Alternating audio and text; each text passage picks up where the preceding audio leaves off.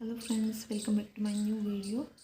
और आज मैं आपके लिए लेकर आई हूँ अध्याय 14। ठीक है, ये हमारा लास्ट अध्याय रहने वाला है यूआरओ की क्लासेस पार्ट बी का। ठीक है, इससे पहले के जितने भी अध्याय थे और जितने भी योजनाएं थे, जितने भी नियम थे, वो सारे हमने कंप्लीट कर लिए। ठीक है, और मैंने देखा कि लगभग 20 से 21 वीडियो के अंदर हमारी धाराओं के जितने भी टॉपिक थे वो सारे 20 से 21 वीडियो में कंप्लीट हो गए। ठीक है, आप अगर यूट्यूब पे जाके देखते हैं, किसी का कोर्स में देखते हैं, तो लगभग आपको 100 से 150 वीडियो इनके धाराओं के और योजनाओं के मिलते हैं। ठीक है, मैंने आपको मात्र 20 से 21 वीडियो में कंप्लीट धाराओं के करवाया है और योजनाएं और नियम टोटल मिलाकर आपको 30 से 35 वीडियो में हमारा पार्ट भी कंप्लीट हो गया है। ठीक है, और इसमें मैंने बीच बीच में आपके लिए कुछ रिविज़न क्लासेस भी डाली है।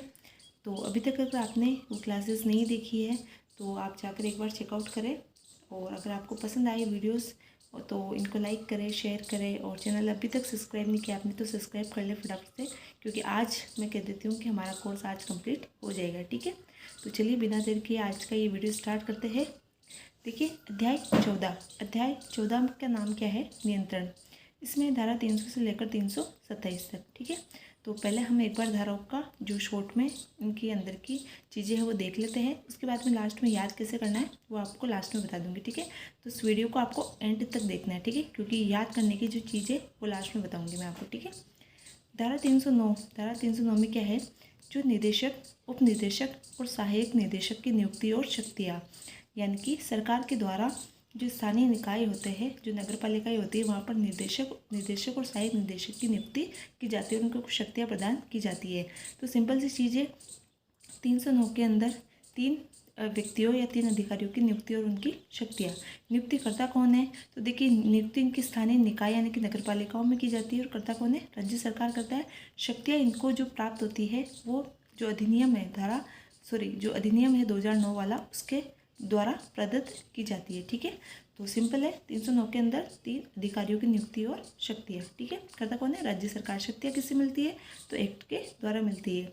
धारा 310 में क्या है? राज्य सरकार द्वारा नियुक्त अधिकारियों को निरीक्षण और पर्यवेक्षण यानी कि सुपरविजन की शक्तियाँ। तो राज्य सरकार के द्वारा, यानी कि राज्य सरकार, मैंने अभी ऊपर बताया कि राज्य सरकार कुछ अधिकारियों की नियुक्ति करती है। तो राज्य सरकार जिन अधिकारियों की नियुक्ति करती है उन अधिकारियों को निरीक्षण और सुपरविजन यानी कि पर्यवेक्षण की शक्तियाँ है। कहाँ पर? कि नगरपालिका के क्षेत्र में आने वाले किसी भी कार्यालय में वो प्रवेश कर सकते हैं, उनका निरीक्षण कर सकते हैं।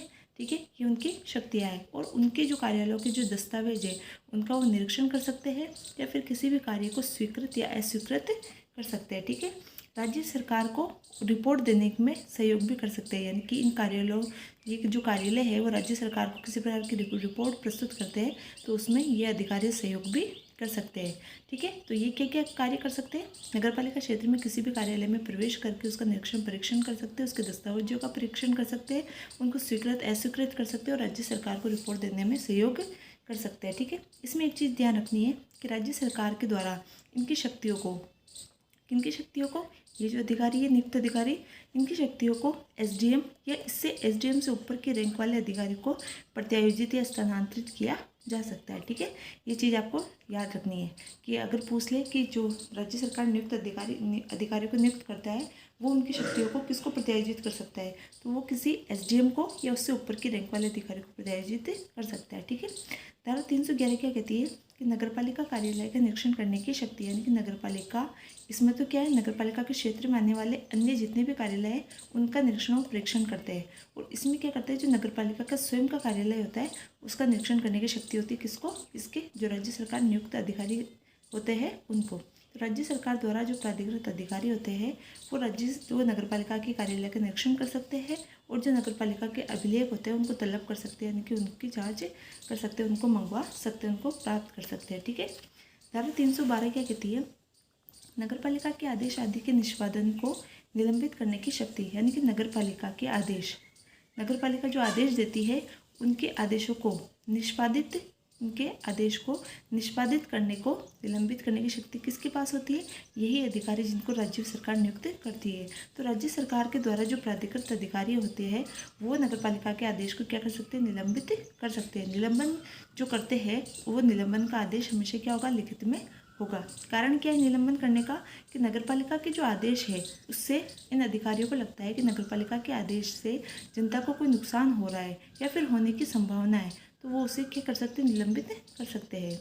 और निलंबन का जो आदेश है उसको राज्य सरकार के लिए स्वीकृति के लिए भेजेंगे। राज्य सरकार उस आदेश को स्वीकार भी कर सकती है और अस्वीकार भी कर सकती है। किसका? निलंबन के आदेश को। ठीक है, निलंबन आदेश की 2 प्रतियां भेजी जाती है। एक तो राज्य सरकार के पास भेजी जाएगी और एक जिस नगरपालिका जो कार्यालय है उसके अंदर भेजी जाएगी। ठीक है, धारा 313 क्या कहती है? आपात की दशा में असाधारण शक्तियाँ, यानी कि कभी भी कोई आपातकाल की स्थिति उत्पन्न होती है तो उसके अंदर कुछ असाधारण शक्तियाँ होती है। किसके पास होती है? तो जिला मजिस्ट्रेट की, यानी कि हर प्रत्येक जिले के अंदर जिला मजिस्ट्रेट होता है उसके पास होती है। ठीक है, तो ये पूछ सकते हैं आपसे क्वेश्चन कि आपातकाल की शक्तियाँ जो होती है वो किसके पास होती है? तो जिला मजिस्ट्रेट के पास होती है। ठीक है, आपात में कार्य की व्यवस्था मजिस्ट्रेट के द्वारा की जाती है। जो आपातकाल के अंदर जो भी व्यवस्थाएं होती है जिले के अंदर वो कौन करता है? मजिस्ट्रेट करता है। और उसका जो भी खर्चा होता है, वो जो कार्य करता है, जो व्यवस्था करता है, उसका जो खर्चा होता है वो नगरपालिका फंड से होता है, यानी कि नगरपालिका के द्वारा दिया जाता है। ठीक है, अगर नगरपालिका उस खर्चे को देने से मना कर देती है तो जो मजिस्ट्रेट होता है जिले का, वो नगरपालिका फंड का जो अधिकारी होता है, मतलब जो ऐसा अधिकारी जिसके अंडर में नगरपालिका फंड होता है, जिसके अंडर में नगरपालिका फंड होता है, उस अधिकारी को निर्देश देता है वो खर्चा देने का। और वो आदेश जो देता है उस अधिकारी को, वो बाध्यकारी होता है, यानी उसको देना ही होता है। ठीक है, धारा 314 क्या कहती है? आपात स्थिति में नगरपालिका कर्मचारियों द्वारा राज्य सरकार आदेशों की पालना, यानी कि आपातकाल की स्थिति में जो नगरपालिका के जो कर्मचारी होते हैं उनके द्वारा राज्य सरकार के आदेशों की पालना करना आवश्यक होता है। आपातकाल की स्थिति कैसे? जैसे कोई युद्ध हो सकता है, अकाल हो सकता है, दुर्भिक्ष हो सकता है, बाढ़ हो सकती है, खतरनाक रोग, संक्रमित रोग हो सकते हैं, कोई महामारी हो सकती है, कोई मेला या कोई धार्मिक अवसर कुछ भी हो सकता है। उसके दौरान भीड़ की स्थिति को भी आपात स्थिति माना जाता है, क्योंकि वहाँ पर भगदड़ होने की संभावना रहती है, तो उसको भी आपात स्थिति माना जाता है। ठीक है, ऐसी स्थिति के अंदर राज्य सरकार क्या करती है? नगरपालिका से व्यवस्था रखने की अपेक्षा करती है। राज्य सरकार किसको ऑर्डर देती है? नगरपालिका को अपने क्षेत्र में व्यवस्था रखने का। ठीक है, और विभिन्न कार्यालयों के जो मतलब नगरपालिका क्षेत्र के अंदर जितने भी कार्यालय होते हैं PWD विभाग के, तो उनके जो अधिकारी होते हैं वो इस व्यवस्था के अंदर अपनी सेवाएं देते हैं। जो नगरपालिका व्यवस्था करती है उसके अंदर वो अधिकारी सेवाएं देते हैं। ठीक है, यानी कि वो भी मदद करते हैं। धारा 315 क्या कहती है? सार्वजनिक संक्रमणों के निष्पादन के लिए अभिकरण, यानी कि जो भी सार्वजनिक संक्रमण यानी कि कार्य है उनके निष्पादन के लिए अभिकरण यानी कि एजेंसी की नियुक्ति। ठीक है, मतलब एक ऐसी एजेंसी की नियुक्ति करेंगे जो नगरपालिका के कार्यों का क्या करेगी? पर्यवेक्षण करेगी, यानी कि सुपरविजन करेगी। और ये एजेंसी जिसकी नियुक्ति किसके लिए की गई है? नगरपालिका के कार्यों का सुपरविजन करने के लिए।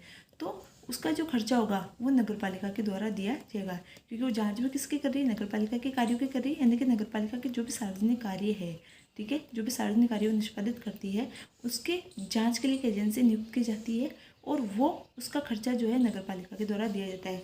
फिर से वही बात कि नगरपालिका अगर उस खर्चे को देने से मना करती है तो जो नगरपालिका के फंड का अधिकारी होता है, जिसके अधीन नगरपालिका फंड होता है, उस अधिकारी को राज्य सरकार आदेश देती है कि वो उसका खर्चा दे। और ये आदेश क्या होता है? बाध्यकारी होता है। वहाँ पर तो मजिस्ट्रेट आदेश दे रहा था, यहाँ पर आदेश कौन देता है? राज्य सरकार देती है। ठीक है, धारा 316 क्या कहती है? कि राज्य सरकार द्वारा निष्पादित संक्रमणों के संबंधों में विशेष उपबंध, यानी कि राज्य सरकार के द्वारा जो निष्पादित कार्य होते हैं उनके संबंध में विशेष उपबंध। कैसे उपबंध? कि राज्य सरकार नगरपालिका के भीतर, बाहर या फिर नगरपालिका की कोई सुरक्षा, स्वास्थ्य संबंधी, मतलब ऐसे कोई भी कार्य जो नगरपालिका के द्वारा किया जाता है, तो राज्य सरकार क्या कर सकती है? इन कार्यों के अंदर नगरपालिका से परामर्श कर सकेगी। यानी कि राज्य सरकार ऐसे कोई भी कार्य करती है, चाहे वो नगरपालिका की सीमा के भीतर हो, बाहर हो, स्वास्थ्य संबंधी हो, सुरक्षा संबंधी हो, या फिर और भी कोई अन्य कार्य जो राज्य सरकार करती है, वो किससे परामर्श लेगी? तो नगरपालिका से परामर्श लेकर करती है। बस इतनी सी बात है इसके अंदर। विशेष उपबंध क्या है? कि वो नगरपालिका से परामर्श करेगी। ठीक है, 317 क्या कहती है? 317 मतलब खतरा। किसके ऊपर खतरा? नगरपालिका ऊपर। क्यों? क्योंकि नगरपालिका जो भी काम करती है, नगरपालिका के मामलों की जांच कौन करती है? सरकार करती है। तो सरकार या सरकार द्वारा नियुक्त अधिकारी के द्वारा क्या किया जाता है? नगरपालिका के मामलों की जांच की जाती है। और जांच जो अधिकारी होता है जो नगरपालिका के मामलों की जांच करता है, क्योंकि छोटी मोटी जांच नहीं है, जांच भी किसकी करा है? नगरपालिका के मामलों की। तो नगरपालिका अधिकारी को जो सिविल प्रक्रिया संहिता होती है 1908, सिविल प्रक्रिया संहिता 1908 की शक्तियाँ प्राप्त होगी, प्लस इसको सीआरपीसी 1973 की जो शक्तियाँ है वो भी प्राप्त होगी। ठीक है, इसके अंदर सिविल न्यायालय की जो शक्तियाँ होती है वो शक्तियाँ किसको प्राप्त होगी? जो जांच करने वाला अधिकारी होता है उसको प्राप्त होगी। ठीक है, तो 17 खतरा किसके ऊपर? नगर पालिका के ऊपर। क्यों? क्योंकि उसके मामलों की जांच के लिए सरकार एक नियुक्त अधिकारी करती है और उसको सिविल न्यायालय संहिता 1908 और सीआरपीसी 1973 के तहत सिविल न्यायालय की शक्तियाँ प्राप्त होती है। ठीक है, धारा 318 क्या कहती है कि कर्मचारी वर्ग के नियोजन में अपव्यय को रोकने की शक्ति, यानी कि जो कर्मचारी वर्ग होते हैं किसके? नगर पालिका के, उनके नियोजन के अंदर जो अपव्यय होता है, यानी कि नियोजन मतलब उनकी नियुक्तियाँ वगैरह में जो भी व्यय होता है उसको रोकने की शक्ति किसको? नगर पालिका को। सरकार इनकी संख्या, किसकी संख्या? जो नगर पालिका के जितने भी अधिकारी या कर्मचारी है, दोनों आते हैं इसमें, कर्मचारी भी आते हैं अधिकारी भी आते हैं। तो नगर पालिका के अंदर जो भी अधिकारी और कर्मचारी है, तो सरकार क्या कर सकती है? उन अधिकारी कर्मचारी की संख्या में भी कमी कर सकती है और उनका जो पारिश्रमिक यानी कि वेतन होता है उसमें भी कमी करने की अपेक्षा करती है। करेगी कौन? नगर पालिका करेगी। लेकिन कमी करने की अपेक्षा कौन करती है? सरकार करती है। ठीक है, ये चीज़ इतना सा डिफरेंस याद रखिएगा कि कमी करने की अपेक्षा, यानी कि अपेक्षा कौन करती है? सरकार, और कमी करता कौन है? नगर पालिका करती है। अगर सरकार को लगे कि इसमें इनकी संख्या अधिक हो गई है, नगर पालिका के अंदर जो कर्मचारी अधिकारी उनकी संख्या अधिक हो गई है, तो वो अन्य नगर पालिका, एक नगर पालिका से दूसरी नगर पालिका में इनकी जो संख्या है, जो व्यक्ति है, जो अधिकारी है, उनको दूसरी नगर पालिका में जहाँ कमी है वहाँ शिफ्ट कर सकती है। ठीक है, राज्य सरकार सीएमओ की शक्तियों को अध्यक्ष, उपाध्यक्ष और सदस्यों को प्रत्यायोजित कर सकती है। यानी कि राज्य सरकार जो है वो जो नगर पालिका के अंदर सीएमओ, जो मुख्य नगर पालिका अधिकारी होता है, उसकी शक्तियों को अध्यक्ष, उपाध्यक्ष और सदस्यों को प्रत्यायोजित यानी कि स्थानांतरित कर सकती है। ठीक है, नेक्स्ट देखते हैं धारा 319। धारा 319 क्या कहती है? नगर पालिका के द्वारा कर्तव्यों के अनुपालन में, यानी कि पालना करने के अंदर व्यतिक्रम, व्यतिक्रम यानी कि त्रुटि। क्या होती है? व्यतिक्रम का मतलब त्रुटि या गलती। ठीक है, तो नगर पालिका की कर्तव्यों, जो नगर पालिका के द्वारा जो कर्तव्य है उनकी पालना करने में कोई त्रुटि होने पर अनुपालना की व्यवस्था, यानी कि उनकी पालना करने की व्यवस्था करने की सरकार की शक्ति। सिंपल सी चीज़ है, क्या कहना चाह रहा है कि नगर पालिका को जो कार्य, जो उसके कर्तव्य, जो कार्य है, अगर वो उसको करने में कोई त्रुटि करती है तो सरकार क्या करती है? फिर उसकी पालना करवाती है। ये शक्ति किसकी है? सरकार की है।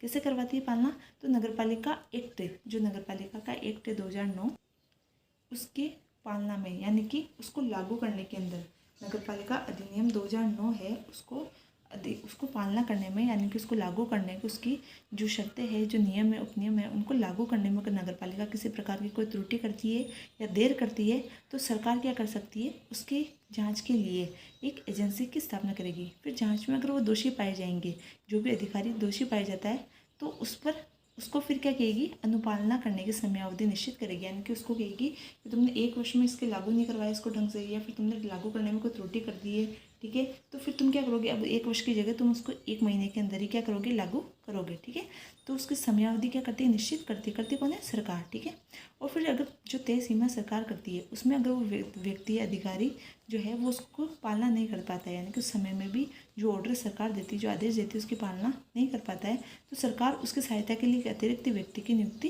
करती है। ठीक है, और उस अतिरिक्त व्यक्ति को जो वेतन है वो नगर पालिका निधि से प्राप्त होता है। ठीक है, फिर है धारा 320।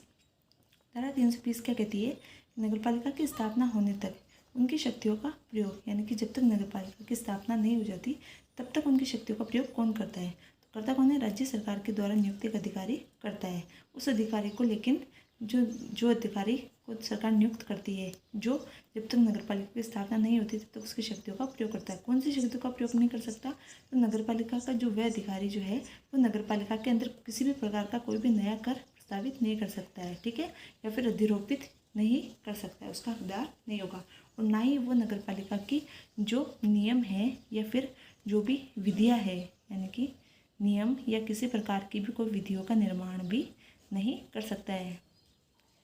ठीक है, नियम, विधियाँ या किसी भी प्रकार के नियम, उपनियम या विधियों का निर्माण भी नहीं कर सकता। ठीक है, धारा 321 क्या कहती है कि उस व्यक्ति की जिसकी अभिरक्षा में नगर पालिका निधि है, यानी कि उस व्यक्ति की जिसकी अभिरक्षा में नगर पालिका निधि है, यानी कि मैंने अभी थोड़ी देर पहले बताया कि एक व्यक्ति जो जिसके अंडर में क्या होता है? नगर पालिका फंड होता है। ठीक है, ये उसकी बात कर रहा है, ठीक है। यानी कि जिसके अंडर में क्या है, नगर पालिका फंड है, उस व्यक्ति की बात कर रहा है। उसे सरकार निर्देश दे सकती है कि वह जो भी सरकारी बकाया है उसका संदाय करे, यानी कि उसका भुगतान करे। और ये आदेश क्या होगा, बाध्यकारी होगा। यानी कि सीधी सी बात है कि अगर नगर पालिका का किसी प्रकार का कोई बकाया चल रहा है, कोई सरकारी बकाया चल रहा है, तो जिसके अंडर, जिस अधिकारी के अंडर में नगर पालिका का फंड होगा, नगर पालिका निधि होगी, उसको सरकार आदेश करेगी कि वो सरकार का जो बकाया है उसकी पूर्ति करे, ठीक है। वो आदेश जो होगा बाध्यकारी होगा।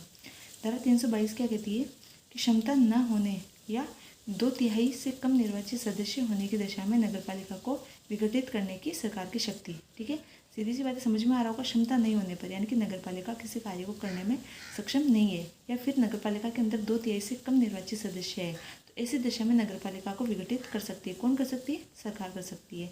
सबसे पहले 3 चीज़ें इसमें याद रखनी। एक तो विघटन का कारण क्या है, तो मैंने अभी बताया विघटन का क्या कारण है कि या तो सरकार नगर पालिका सक्षम नहीं है किसमें, कर्तव्य पालन में, और या फिर वो अपनी शक्तियों का दुरुपयोग करती है, शक्तियों का अतिक्रमण कर लेती है, या फिर उस नगर पालिका के अंदर 2/3 से कम निर्वाचित सदस्य रह गए। तो ऐसी दशा में सरकार कौन करती है, सरकार उसको विघटित कर सकती है, ठीक है। विघटित करने की शक्ति किसके पास है, तो राज्य सरकार एक जांच एजेंसी की नियुक्ति करती है। उस जांच एजेंसी के अंदर एक अध्यक्ष होता है और 2 सदस्य होते हैं। तो सरकार क्या करती है, एक जांच जो एजेंसी होती है उसके द्वारा उसकी जांच करवाती है और नगर पालिका को उसका पूरा स्पष्टीकरण या अवसर, जो स्पष्टीकरण देने का अवसर देती है। उसके बाद उसको विघटित करती है राज्य सरकार, ठीक है।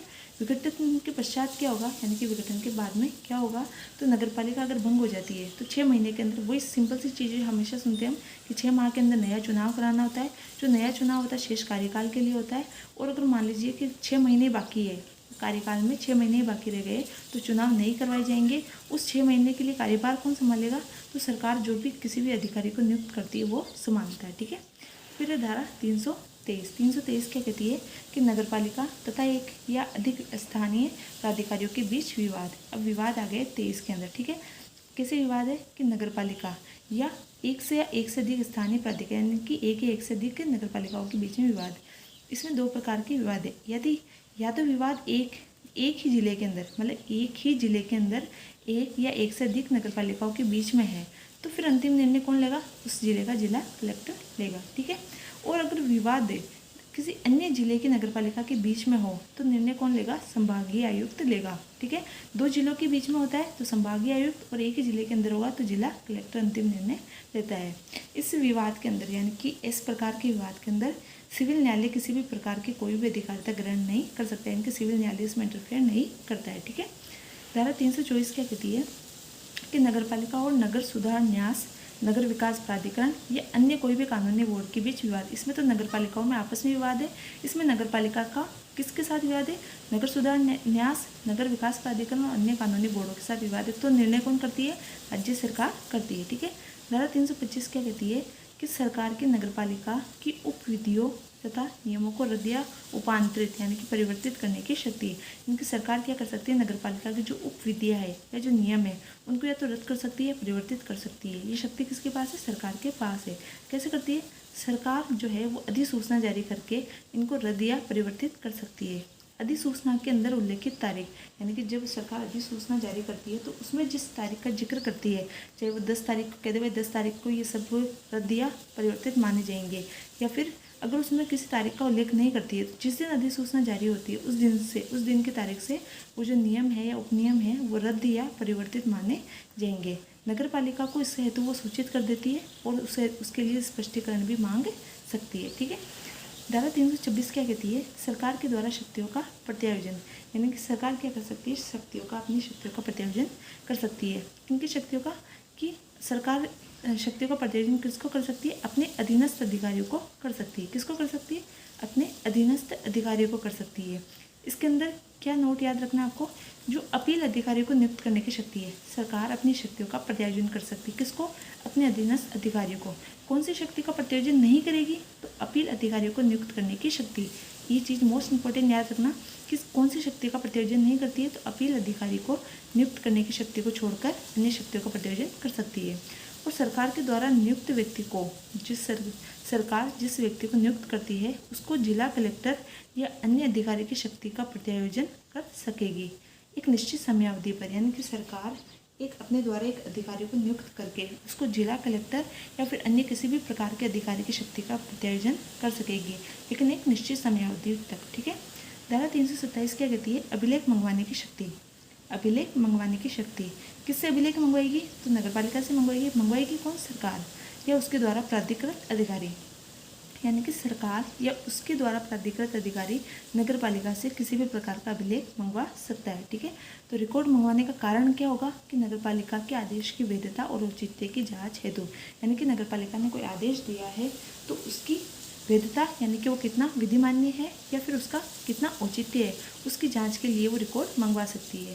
और रिकॉर्ड की जांच कौन करेगा? तो सरकार या फिर सरकार के द्वारा प्राधिकृत अधिकारी उस रिकॉर्ड की, जो रिकॉर्ड मंगवाती है, अभिलेख मंगवाती है, उसकी जांच करेगा और इसके अंदर सरकार का निर्णय अंतिम होगा। तो देखिए कितना ईजी चैप्टर था 14। ठीक है। हमने पूरा अध्याय 14 कंप्लीट कर लिया। ठीक है। तो इसको एक बार लास्ट में कैसे याद रखना आपको मैं समझा देती हूँ। चलो देखते हैं इसको कैसे याद करना है। देखिए 309 से 312 तक सरकार की नियुक्ति और अधिकारी है, यानी कि सरकार के द्वारा नियुक्त अधिकारी है। यानी कि सरकार, मैंने बताया 3 प्रकार के अधिकारी नियुक्त करता है, निदेशक, उपनिदेशक और सहायक निदेशक। ठीक है। तो 309 से लेकर 312 तक जो अधिकारी नियुक्त करता है वो और उनके संबंध में शक्तियाँ, यानी कि 309 में 3 अधिकारियों की नियुक्ति और शक्तियाँ है। 10 के अंदर क्या है? जब अधिकारियों की नियुक्ति कर दी तो वो क्या करेंगे? दूसरे कार्यालयों में जाकर निरीक्षण और परीक्षण करेंगे। ठीक है। फिर दूसरे कार्यालयों के साथ साथ नगरपालिका के कार्यालय का भी निरीक्षण करेंगे और जब नगरपालिका कार्यालयों का निरीक्षण या परीक्षण करते हैं तो उनको लगता है कि उनके आदेश गलत है तो उनको निलंबित कर सकते हैं। ठीक है। इसी क्रम से इनको याद रखना है आपको। फिर 313 और 314 में आपात स्थितियों का वर्णन है। 13 में तो क्या है कि अगर आपात स्थिति आती है तो शक्तियाँ जिला मजिस्ट्रेट के पास हो जाती है और आपात स्थिति के अंदर 14 में क्या है? आपात स्थिति के अंदर ऊपर से आदेश आते हैं, इनके सरकार से जो आदेश आएगा उसकी पालना करना होगा। किसको? नगरपालिका को। वही क्या करती है? व्यवस्था करती है। ठीक है। फिर 315 के अंदर क्या है? नगरपालिका के सार्वजनिक कार्यों का निरीक्षण। इसके अंदर 15 और 16 के अंदर कार्यों से संबंधित बात है। कैसे? नगरपालिका के सार्वजनिक कार्यों का निरीक्षण हेतु की एजेंसी की नियुक्ति करती है कौन? सरकार। और सरकार फिर जो कार्य है उसके लिए नगरपालिका से परामर्श करेगी। एक तो नगरपालिका के कार्यों के लिए तो क्या करती है? वो एजेंसी नियुक्त करती है और खुद के कार्यों के लिए नगरपालिका से परामर्श करती है। ऐसे याद रखिएगा। ठीक है।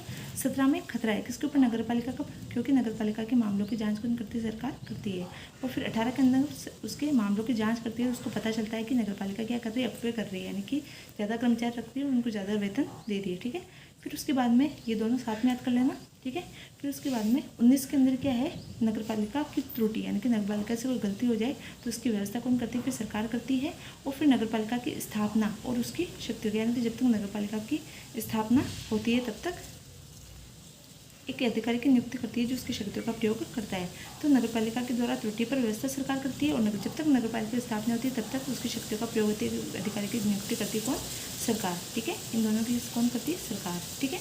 फिर उसके बाद में आपको याद रखना है 321 में क्या है? नगरपालिका निधि अधिकारी द्वारा सरकारी भुगतान।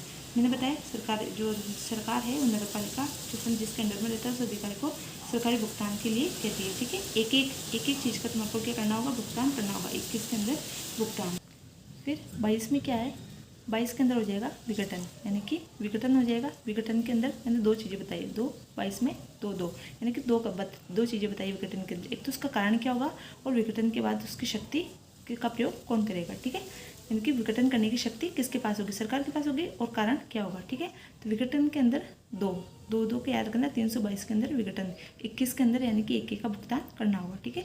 23 और 24 दोनों को साथ में याद रखना है। दोनों के अंदर क्या है? विवाद है। इसको ऐसे याद कर सकते हैं आप। 124 जो है उसके अंदर न्यायालय की मतलब न्यायालय का है, सुप्रीम कोर्ट वगैरह की बात होती है। ठीक है।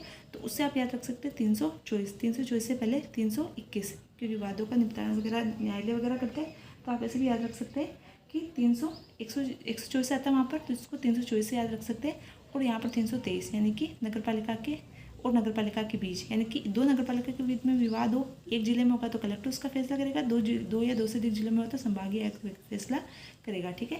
और नगरपालिका या फिर अन्य बोर्ड, कोई भी नगरपालिका है या फिर कोई अन्य बोर्ड जैसे कोई प्राधिकरण वगैरह है, कोई भी अन्य बोर्ड है, उनके बीच में अगर विवाद हुआ तो उसका निपटारा कौन करेगा? तो सरकार करेगी। ठीक है। फिर 325 में क्या है? जो नगरपालिका विधि है या उसके नियम है उनको रद्द या उपांतरण यानी कि उसको परिवर्तित कर सकती है कौन? सरकार कर सकती है। तो 25 में परिवर्तित कर देती है किसको? नगरपालिका के नियमों और उपनियमों को परिवर्तित कर देती है कौन करती है? सरकार करती है। 26 के अंदर क्या है? सरकार अपनी शक्तियों का प्रत्यायोजन कर सकती है। 26 में सरकार अपनी शक्तियों का क्या कर सकती है? प्रत्यायोजन कर सकती है। 26 में शक्तियों का प्रत्यायोजन किसकी? अपनी सरकार, अपनी खुद की। किसको? अपने अधीनस्थ अधिकारियों को। ठीक है। 27 में नगरपालिका को बोझ सताती है कौन? सरकार सताती है। 27 में सरकार सताती है किसको? नगरपालिका को। क्या क्या कहती है? बार बार उनसे अभिलेख मंगवाती है। बार बार क्या करती है? उनसे अभिलेख मंगवाती है। ठीक है। तो मैंने कोशिश की आपको याद करवाने की। अगर आप इसे बेटर तरीके से याद कर पाए तो वो भी बहुत अच्छा है। ठीक है। तो आज हमारा फाइनली सिलेबस कंप्लीट होता है। और कैसी लगी आपको अब तक की क्लासें वगैरह कमेंट करके ज़रूर बताना। और सेशन पसंद आए हो तो लाइक और शेयर कीजिए। और अभी तक चैनल सब्सक्राइब नहीं किया तो सब्सक्राइब कर लीजिए। ठीक है। इसके बाद में हम क्वेश्चनों की प्रैक्टिस करेंगे। ठीक है। Thank you.